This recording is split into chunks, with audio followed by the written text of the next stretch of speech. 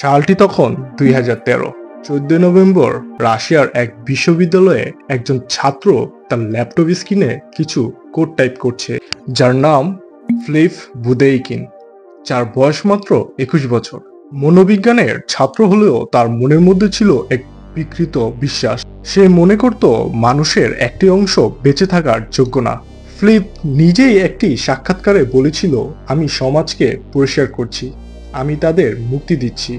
এভাবেই জন্ম নেয় এক ভয়ঙ্কর অনলাইন গেম, ব্লু ওয়েল। একটা গেম যা মজা নয়, বরং মৃত্যুর দিকে নিয়ে যাওয়ার একটি মানসিক ফাঁদ। 2016 সালে এই গেমের নাম প্রথম শোনা যায়।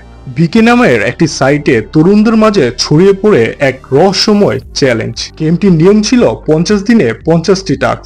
প্রথম টাস্কগুলো ছিল খুবই সহজ: ভোরবেলা 3টায় জেগে ওঠা, হরর মুভি দেখা এবং নির্জনে হাঁটা। কিন্তু ধীরে ধীরে টাস্কগুলো হয়ে ওঠে ভয়ঙ্কর। নিজের হাত কেটে তিমির চিহ্ন আঁকা, উঁচু বিল্ডিং এর ছাদে গিয়ে দাঁড়ানো, আর শেষ টাস্কের নির্দেশ নিজের জীবন শেষ করো। ব্লু ওয়েল ছিল শুধু একটা গেম না, এটা ছিল মন নিয়ন্ত্রণের প্রক্রিয়া। তাদের বলা হতো, তুমি এখন নির্বাচিত, তোমাকে পর্যবেক্ষণ করা হচ্ছে।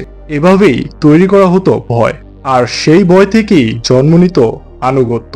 যারা একবার গেমে ঢুকে যেত তারা আর কখনো বের হতে পারতো না, কারণ অ্যাডমিন তাদের সব তথ্য জানতো, এমনকি পরিবারের ছবি পর্যন্ত। 2017 সালে রাশিয়ায় প্রথম এক কিশোরীর আত্মহত্যার পর পুলিশ খুঁজে পায় তার ফোনে ব্লু ওয়েল গেমটি। এরপর থেকেই একের পর এক আত্মহত্যার ঘটনা ঘটতে থাকে। কিছু কিশোর কিশোরীর শরীরে নীলতিমির দাগ, কিছু ফোনে লেখা ENDF 57, যেটা ছিল গেমটির গোপন কোড। হঠাৎ করেই বিশ্বজুড়ে আতঙ্ক ছড়িয়ে পড়ে। অভিভাবকরা সন্তানের মোবাইল কেড়ে নিচ্ছে, সরকার ব্লু ওয়েল নামক সার্চ রেজাল্ট পর্যন্ত ব্লক করে দেয়। অবশেষে রাশিয়ান পুলিশ ফিলিপ বুদেইকিনকে গ্রেফতার করে 2017 সালের মে মাসে। তখনই প্রকাশ পায় গেমটির আসল রূপ। জিজ্ঞাসাবাদে সে স্বীকার করে সে 20টির বেশি আত্মহত্যার সঙ্গে জড়িত। তার দাবি ছিল, আমি ওদের সাহায্য করছি মুক্তি পেতে। ব্লু ওয়েল শুধু একটি গেম নয়, এটি ছিল এক মানসিক রোগীর তৈরি ডেথ কাল্ট।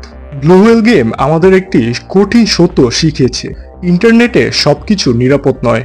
একটা নিরীহ লিঙ্ক, একটা অচেনা চ্যাট, কখনো কখনো সেটাই হতে পারে মৃত্যুর ফাঁদ। ব্লু ওয়েল গেম শেষ হয়েছে অনেক আগে, কিন্তু এর ছায়া এখনো রয়ে গেছে ইন্টারনেটের অন্ধকার কোণে। এটা শুধু একটা গেম না, এটা ছিল মানুষের মন নিয়ে খেলা। This is the story of blue whale game, একটি গেম যা শিখিয়েছে জীবনের মূল্য মৃত্যুর চেয়েও অনেক বেশি।